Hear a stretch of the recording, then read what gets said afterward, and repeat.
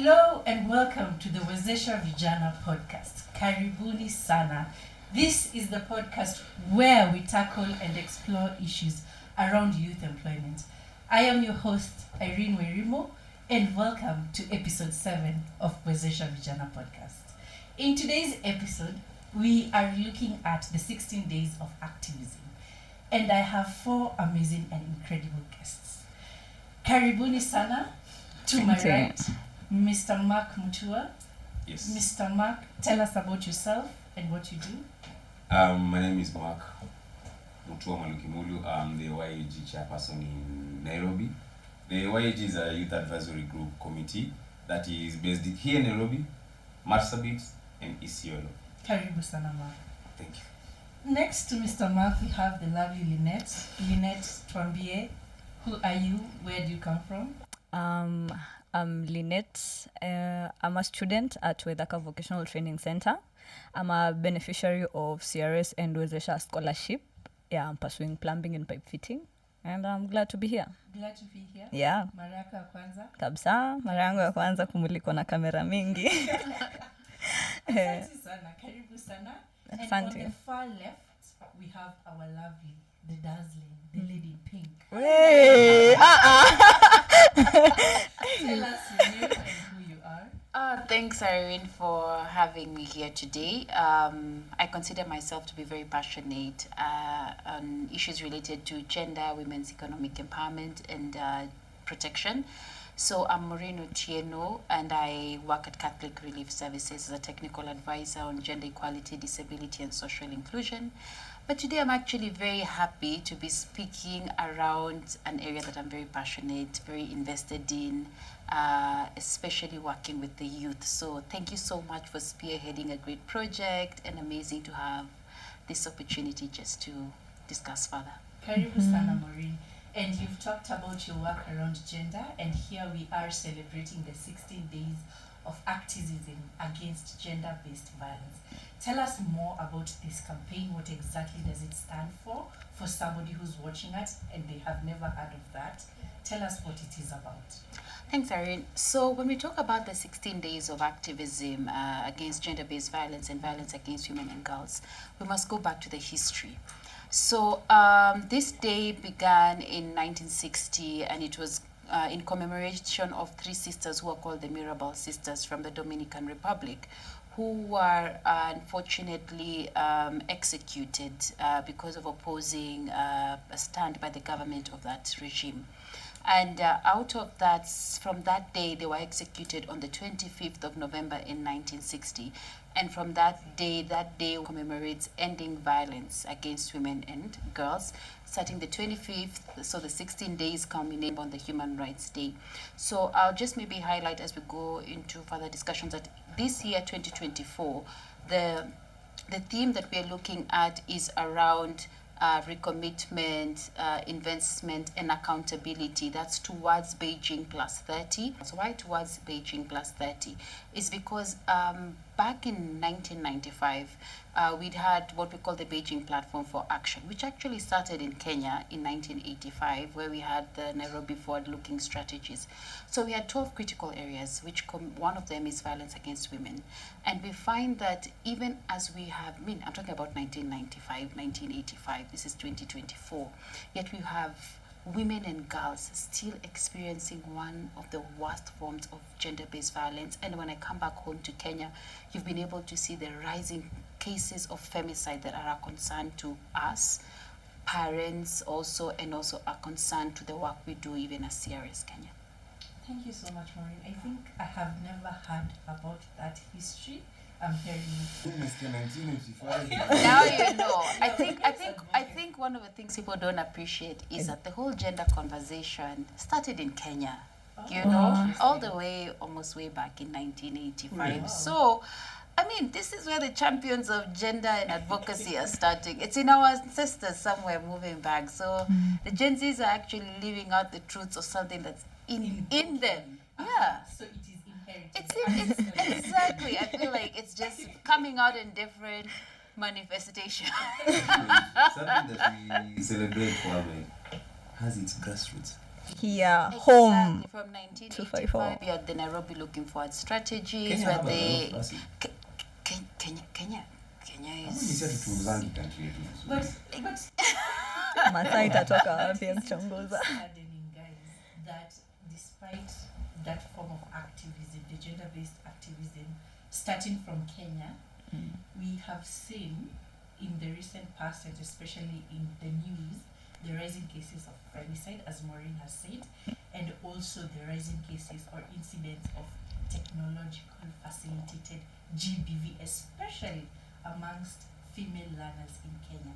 So isn't it a paradox that on one side Kenya was where this kind of conversation started, but right now there is more violence, there is less action, and nobody is doing something about it. And this reminds me about a study that was conducted by UNFPA, which said that nearly 90% of young adults enrolled in Nairobi's tertiary institutions have witnessed a technologically facilitated gender-based violence. Imagine 90%. And let me even shock you even more, guys. 39% have experienced it personally, and out of this 90%, 64.4% were the female students, while 35.5% were the male students. There's clearly something wrong, right? Yeah. And that brings us to today's topic here at Wezesha Vijana. We are talking about ending technological facilitated gender-based violence amongst young women and girls. Maureen, you can start us off and just help our viewers understand what is TFGBV, if I may call it in short form, and what are the various forms that it can portray. Thanks for that question. So when we talk about technology-facilitated gender-based violence, one of the things we need to understand is that technology has just connected all of us globally, isn't it? Technology has allowed us to be in social media platforms that we could not necessarily have been physically. But at the same time, I want us to narrow down to statistics.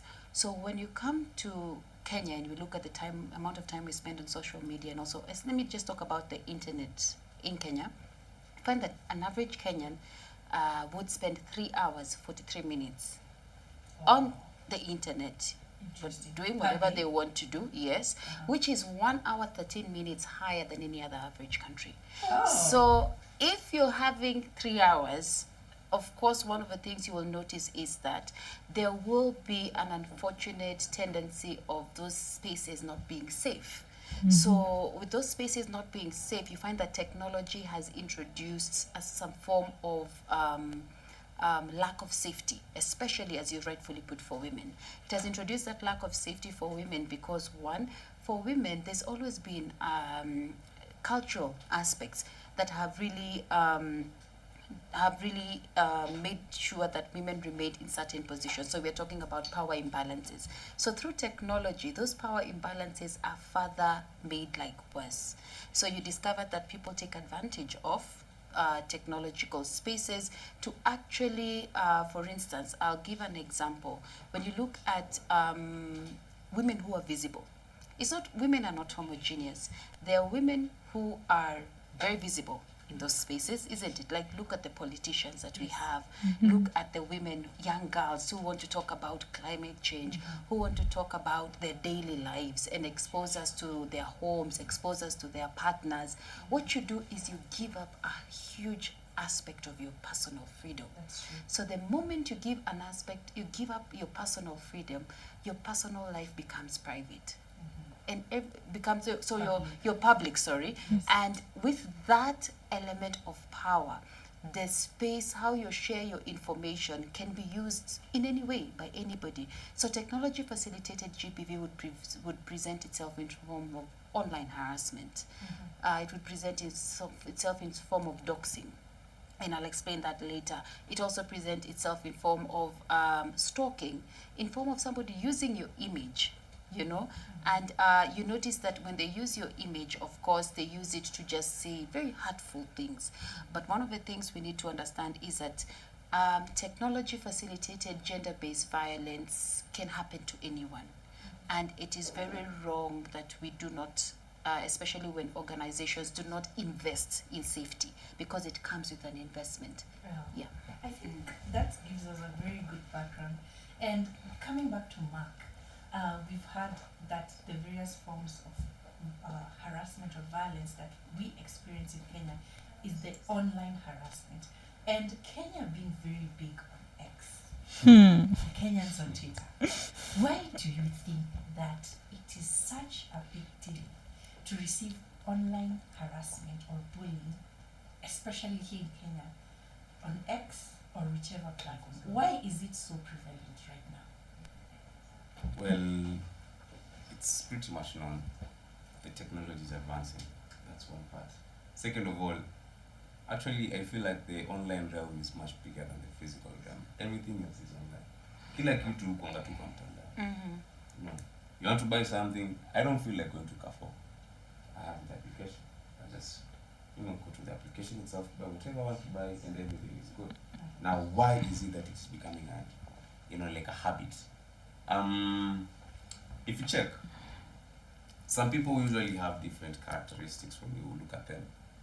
Physically, silent guy, nabongani mambo, nakonga tu amechi, fit sana. Ojamana maneno. Ameingia job, amepiga shughuli yake. Hiyo siku dosi yako kwa shingo yake. Yaani amekanyaga shingo chinja huko. Unaona? That guy is frustrated. He's stressed or she is stressed. Or rather, now where do they take their rage on? They don't want to take it on their kids when they go home. They don't want to take it on their younger siblings when they go home. They don't want to take it on their parents when they go home. And there's that one person on the internet. Doesn't know me, I don't know her, I don't know him. That's the person. But anashare information yako. I am stock proper. I'm say online, a stranger tu. Ati huyo jamaa kwanza namjua. Sisi ukiangalia profile yake, hakuna place yenye mmekaribiana. Umekatu hivi, amescroll hapo hivi ameona na umeona. Amepiga address fulani hapa hivi. Anakaaje? Ndio alikuwa ameondoa tu juzi sijui kwa Kayole. Bas. And you like this guy.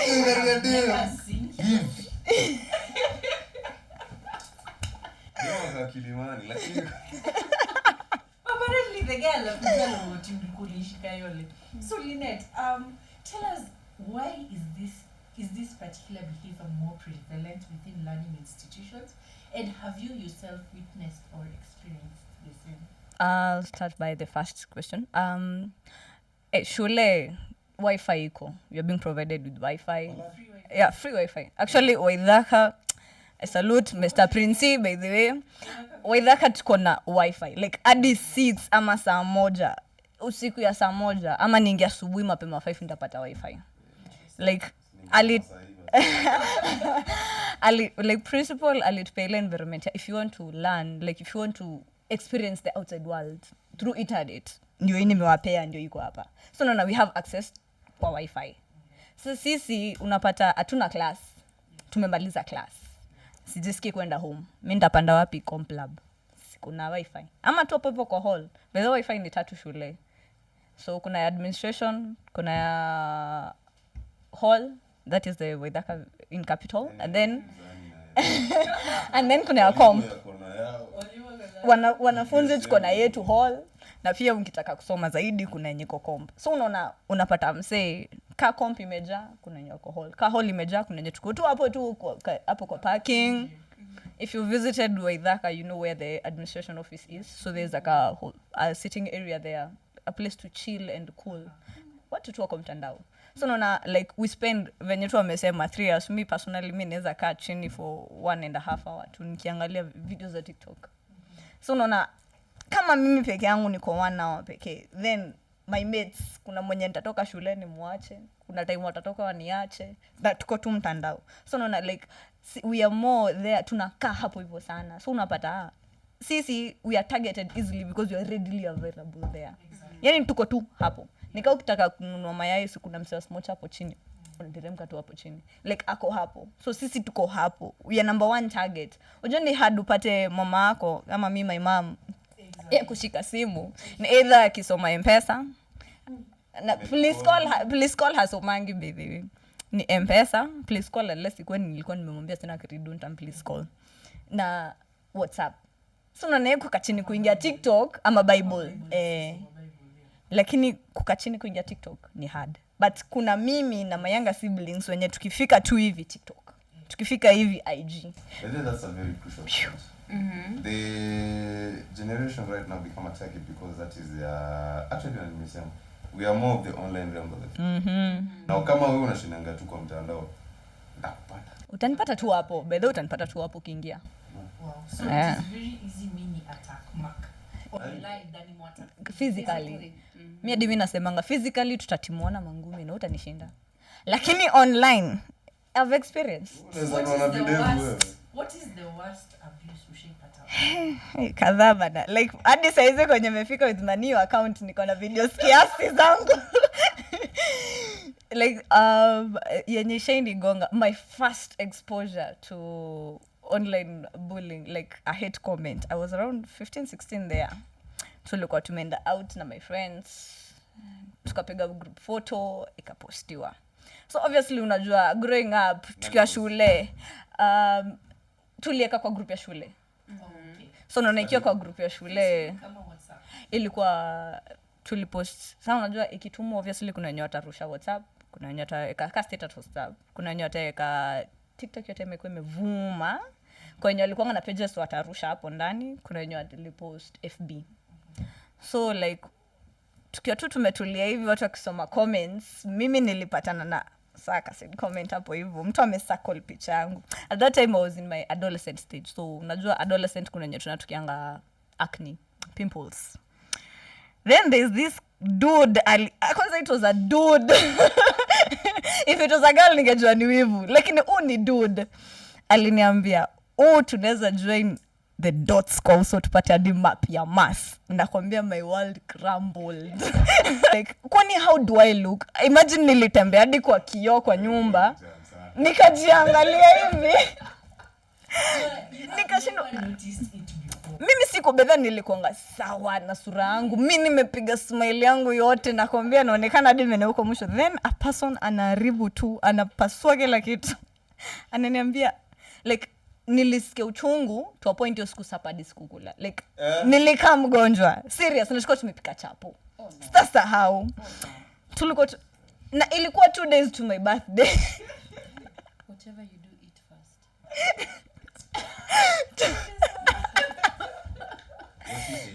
It was 2 days to my birthday.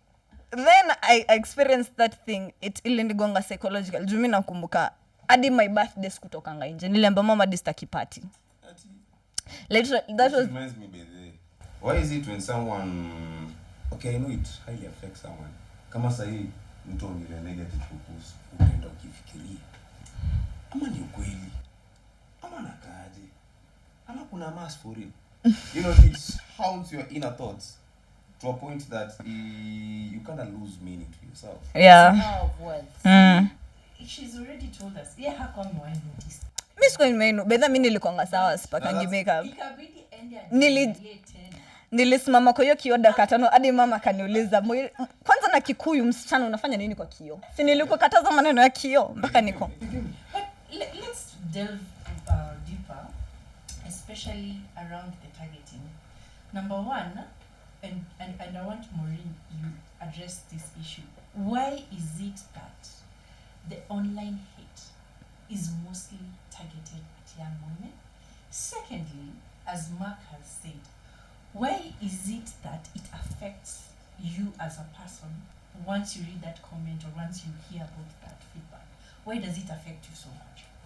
And to add to it, on top of what she asked, let me also add a question that has been, which actually generalizes in affect kila mtu. In such a circumstances, does someone's opinion really matter? So three like questions. Her case, did it really matter? So I'll start off with this. And Lynette, I'm so sorry that someone had to say such horrible things. Imagine. Because again, that now goes to image shaming. Yeah. You know, and now it can be even more pervasive, more worse, like body shaming, isn't it? So I'll start off with your first question. Why do we feel like women usually experience it more, isn't it? One, I'll talk about social cultural issues. Of course, we are in a very patriarchal society. And for women, whether it's solicited or unsolicited advice, somebody will still have something to say about how you look or you don't look. And one of the things I'll say is because, one, I'll talk about power imbalance and gender inequality. So unfortunately, the same conversation of power imbalance finds itself in the technological spaces, because there's someone who has an opinion of how you should look better than their wives, or you should look, or you should behave better as a woman, isn't it? Yeah. Somebody already has a perception about how you should behave, because, and this perception, can you imagine? It will be a perception from somebody in East Africa, a perception from someone in Europe, a perception. So people are coming from you from their own understanding, social norms around how this woman should be, how this girl should be, and how this girl should not behave. So one, I'd say, is imbalance power, which finds itself in the technology spaces. And because of one thing she mentioned, that you see, they innocently posted a picture of a very good time, isn't it? Yeah. When you posted that picture, it was no longer your personal opinion. You gave yourself to everybody. So brings me to my second point, public visibility. So as long as you're in the public and you're a visible space, you are always a target, especially for women. And I'll say this, I used an example before, look at politicians.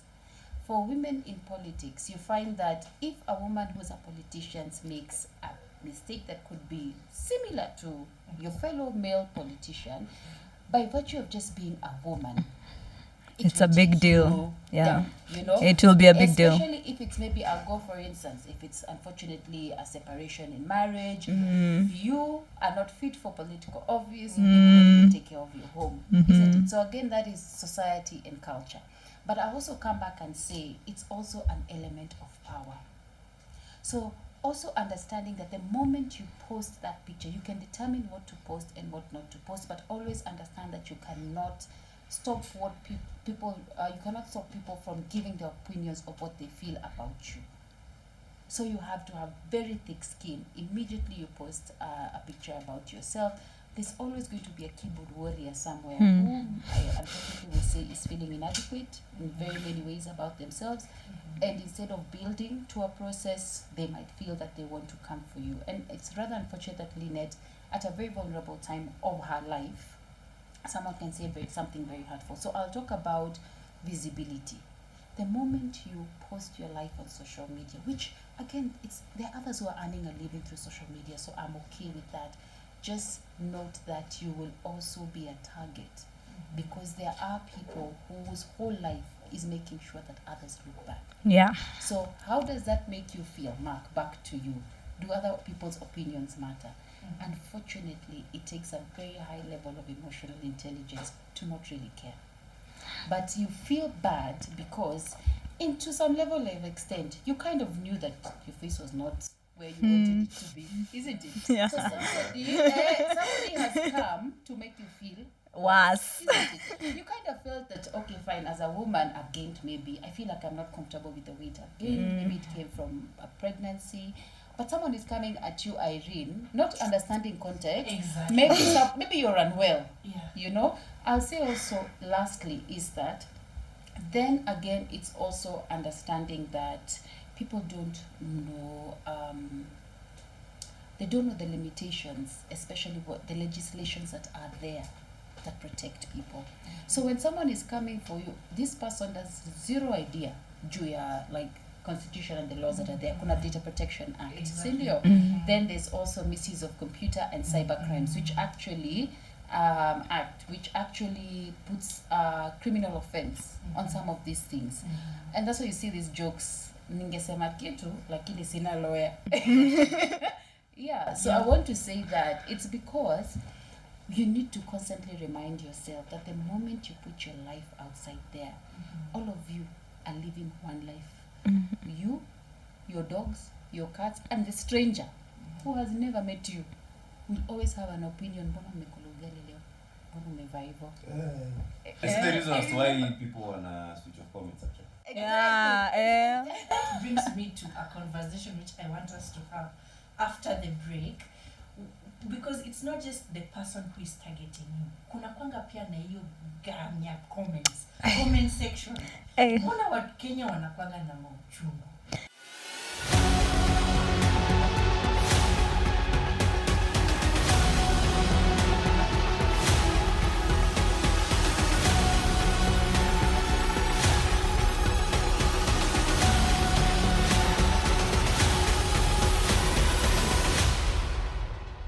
Welcome back to Wezesha Vijana podcast.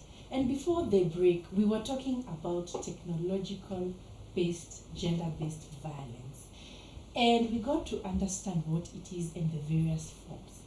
I am joined by my guests, Maureen Otieno, who is a gender, equity, disability, and social inclusion advisor at CatholicRelief Services. We have Lynette, who is a student at Waithaka Vocational Training Center. And we have Mark Mutua, who is the chairperson of the Youth Advisory Group here in Nairobi.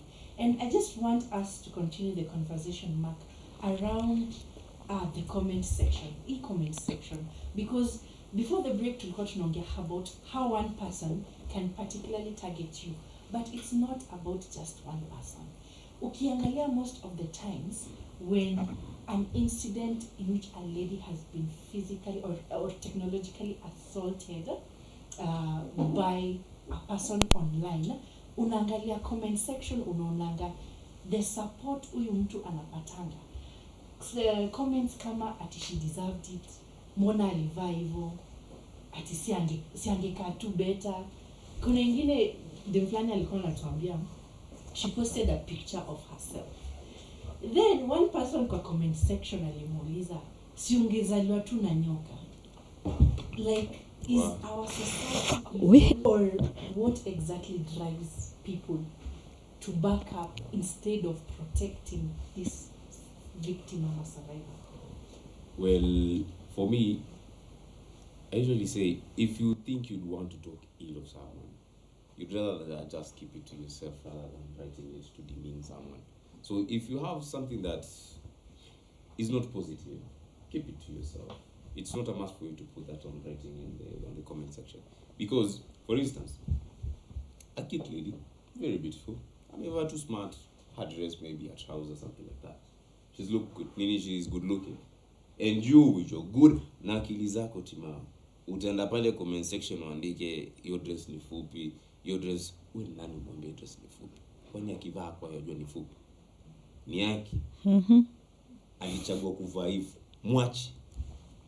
Wewe umeenda jipeleka hapo, kimbelembele kingi umeandika dress ni fupi, mtumwa. Sutulie, tunafanya shughuli yako, biashara ni yake, si yako, haikuhusu. Lakini Mark, mbona comment section wata support huyo mwenye anasema dress ni fupi, but hakuna mwenye anasemanga achana naye? Where are the voices that we need to stand up against these injustices? Now this is exactly what we are advocating. This is exactly why we are here. We want to be sharing that gospel with everyone. You know, when you see someone trolling someone on the comment section, you as a person in the right state of mind, you need to go to that same comment section, reply hapo chini. Ameandika hiyo dress ni fupi. Wewe shuka tu hapo chini andika ulituma ama ya kusumini. You know, we need to be backing ourselves. One thing I've known about the tendency with the Kenyan people, we hate on ourselves a lot. I don't know where that culture came. We hate ourselves. Huyu ako hapa tumtamwangalia ni mkague ni mwangalie. Hapo ndani nishamjudge 1,000 ways. Yeah, hated 1,000 ways. You see, that's something that we need to get rid of. I don't know where the hate comes from. We need to eradicate, not even reduce. Go away with it.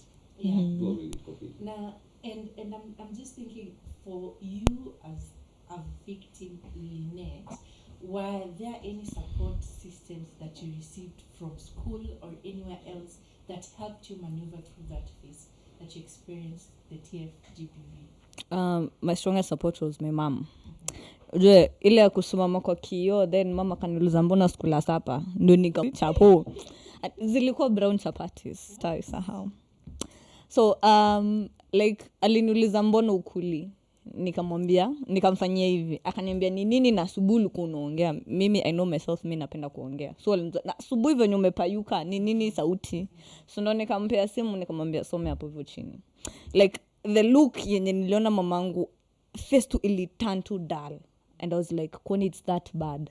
So like akanote nimeona expression yake like sasa nimeisha kabisa, nguvu imeisha. So akaniambia what aliniambia ili nini, like it made a lot of sense up to date. Nakumbukanga aliniulizanga, wewe ukijangalia kwa kioo unaona nani?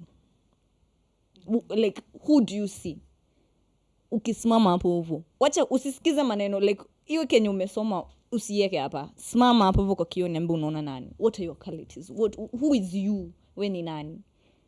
Like tena nikarudi kwa kioo, nikasimama tu hapo hivyo ndani, like nikajiangalia, nikakumbuka asubuhi si nilikuwa naongea, si nilikuwa tu sawa. Mbona hiki kitu moja tu inaribiera, like itume ni feel inferior. Unajua sasa venye ulikuwa unasema ati how comes mtu akienda kwa comment section unapata msee, kuna mtu mmoja amesema tu negative na anabakiwa. Imagine hakuna mtu, like tuseme tu honestly truly very few people wataingia kwa hiyo comment waambie msee acha kuongea hivyo. Like 0 points, actually si hadi 1 ama ni 0 points. Jutapata mimi naonanga like mtu akitoa nini comment mbaya nilia anataka kudivert attention iende kwake. Sasa unapata hadi watu washatengeneza group hapo. Hakuna like ile support system yenye tunaweza sema there's a strong support system. Hakuna support system, tu ni wewe mwenyewe na that one person, hata tu iko tu mmoja, you're good to go. Una feel uliletiwa down aje uko shule, and what support systems ungetaka zenye zingekusaidia hiyo time? The teacher is there, the school council is there, like and nobody is going to say something. Me I feel your time niliachiliwa sana na the administration because they had to intervene. It was a must for them to intervene. Juu unapata vitu zingine unasikia mtu amejinyonga, unashinda amejinyonga kwa nini? I think that's very interesting, and Maureen, I'm going to go back to you. Lynette is talking about these people who saw the post. These are very crucial people who are supposed to be the people who are safeguarding the learners and the students in the school. They saw the post. They knew this was a form of harassment against one of their trainees, but they still went quiet. So for me, I'm trying to understand, what role do these players within the TVET institution, particularly the leadership and the staff, what role do they play in terms of creating a safe digital space for the learners, both male and female? Thanks, Irene. And I like what Lynette mentioned earlier in terms of feeling that the learning institution did not take a step to ensure that learners feel safe. So I won't use like her example only, because like when I narrow back to the research you had mentioned by UNFPA, it was done in UN, ZTEC, Kabete Polytechnic, isn't it? Yeah. So one of the things I want to echo and request is that tertiary institutions have a responsibility to create a safer environment. That is both the physical environment and the technological environment. And that, I feel, would present itself in forms of education and awareness programs as a form of investing. So our question is, are our tertiary institutions investing in safety, education and awareness for the learners that they have? So recently, this conversation, as you're aware, started from USIU Africa, where CatholicRelief Services and USIU Africa came together under the Wezesha Vijana program, and also learners from He for She campaign by USIU, and also other students, to just discuss this conversation at a very, very sensitive time when the president announced that there would be an investment of around 100 million Kenya shillings toward what we call the Safe Space campaign. Yeah. It is not enough to say that young people do not be too trusting. You must make an investment to, one, create awareness in our campaigns, to have sexual and gender-based violence policies that now add the element of technology-facilitated gender-based violence. Legally, currently, our Sexual Offences Act was not very explicit around some of these technology-facilitated gender-based violence. But also, again, we ask ourselves, these tertiary TVETs, do they have sexual and gender-based violence policies? Do we make our students also sign a code of conduct? Do we make our staff also sign a code of conduct? Isn't it?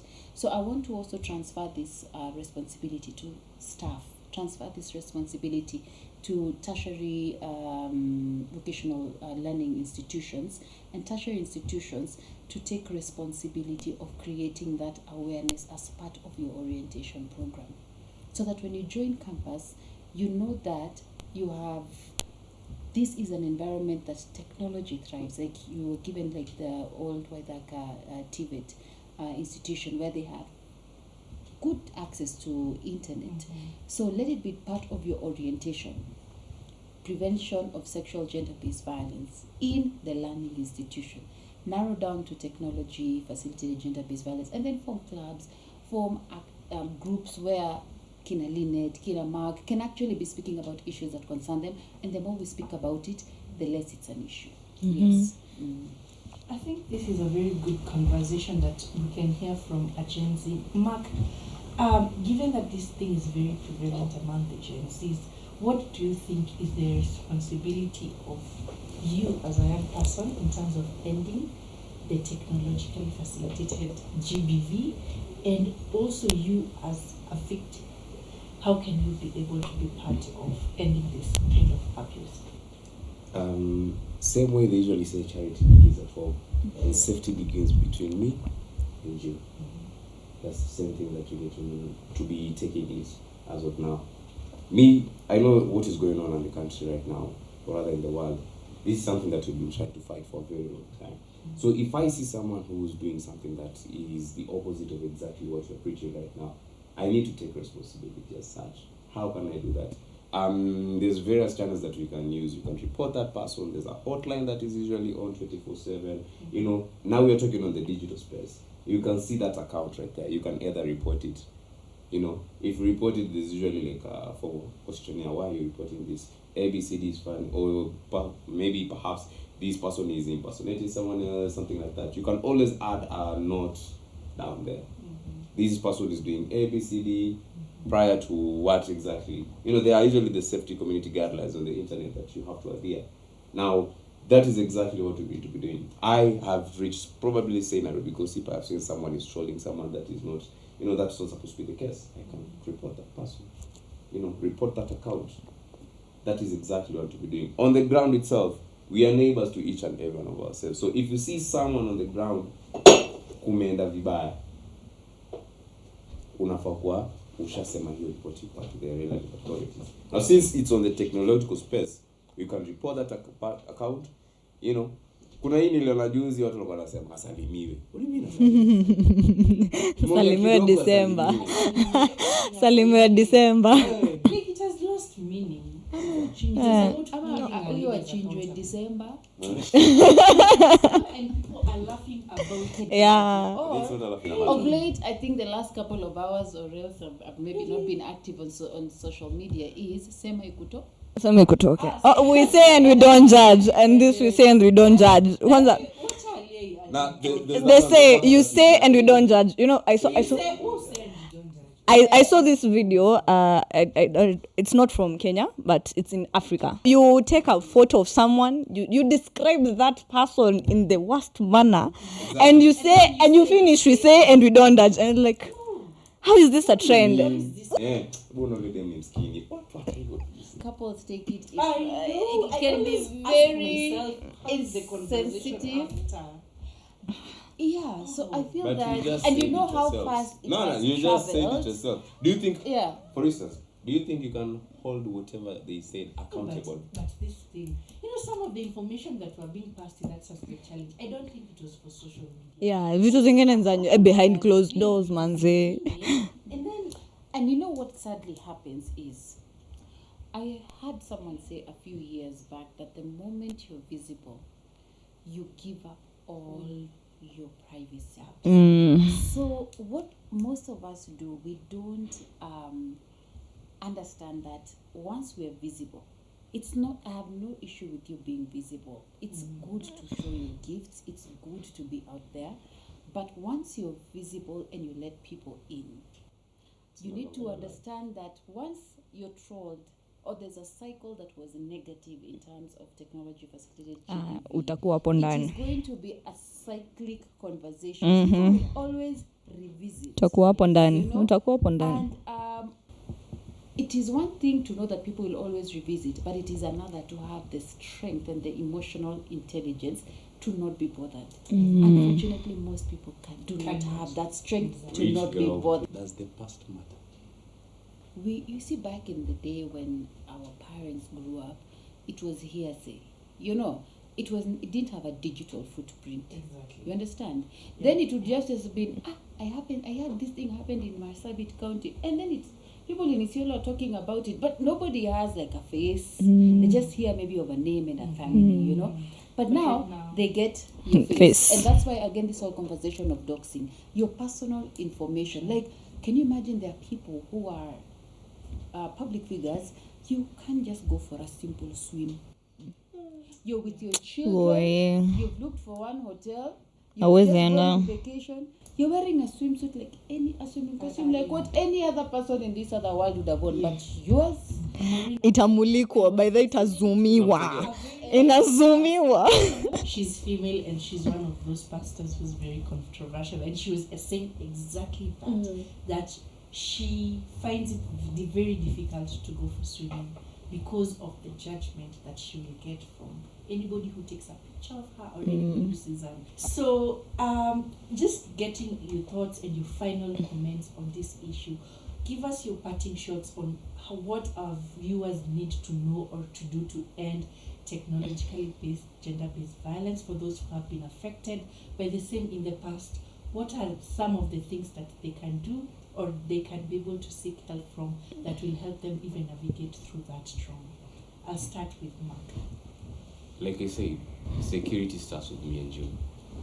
My safety is your safety. So let's just take care of each other. Let's be our brothers and sisters keeper. If you see someone doing something that is not of the state or not of the ordinary, or something that is not of the normal act, don't be silent about it. She may be trolling the online space and she won't have the courage to actually speak about it, but I do have the courage. I can speak on her behalf, you know, just pass the message, this is not the right thing to be doing. And that is exactly what will be our first steps into be fighting this. Actually, we need to be, it's a pandemic, and we need to eradicate it. So let's take the necessary actions. There are hotlines out there. If you feel like you are a victim, please do communicate. Some die in peace, not die in peace, actually die in silence. Some die in silence, and it's not a good act. So be your brothers and sisters keeper. That's all I can say. Yeah. He said everything, misina mengi. But I guess change starts with oneself. So ukipita tu hapo comment section ya mtu, then upate kuna mtu ameshaanza kuwa mstari wa kwanza kumbe cheki dude akuendangi hivi, this is not the right way, because you never know, maybe that comment, your comment yako yenye umecomment negative hapo ndio itakuwa ya mwisho mimi kusoma, and then usikie ulicomment huo mse akajihang. Like usitikie kuishi na guilt ya kitu yenye unajua ungeavoid. So let's be our sisters and brothers keeper. Yeah. I'll speak about the role of technology companies. And I'm so excited that Wezesha Vijana is funded by Safaricom. And I think that should be the foundation. But just as Safaricom in itself is one of the largest technology companies that we have, mobile technology companies, that's really connecting this African continent, and M-Pesa being one of the most novel innovations that can be was done in Kenya. But what I want to highlight is that it is very important for these organizations, these fintech companies, and also mobile technology companies to invest in creating safety on their online spaces, to invest in ensuring that even users and those who are subscribers to their platforms are educated. So I see an opportunity for the CatholicRelief services, especially through our work in TVETs, our work in Isiolo, Marsabit, Kilifi, and also through the Wezesha, especially through the Wezesha Vijana program, to build a stronger technology safe space campaign through the learners that we have. I'm excited that Wezesha Vijana has 13 learners who are persons with disabilities. So we are able to reach out to the hearing impaired. We are able to reach out to the visually impaired through Wezesha Vijana program and lead a youth-led safe space campaign that now touches to tertiary institutions. We get private academic institutions such as CRS, and I'll be happy to see that in partnership with Safaricom, in partnership with other development partners, we're able to invest in the role of technology companies in providing a safe space through. Guys, as you've heard from Maureen, it's about holding our technological companies accountable in terms of creating digital spaces. Thank you so much, Lynette. Lynette has talked about being each other's keeper, sister's keeper or brother's keeper. And thank you so much, Mark, as well. Mark has told us about being able to protect yourself, being able to speak up, and being able to hold each other accountable. Thank you so much once again to my able guests for coming. Where can they get you guys? Mark. In all those social media platforms, I'm always available. For my number, Nyone Kando. IG at Maluki. At Maluki. Yeah. Lynette. Everywhere, Lunalin. Lunalin. Yeah. Oh, you social media. Oh yes, I really. I think I'm okay.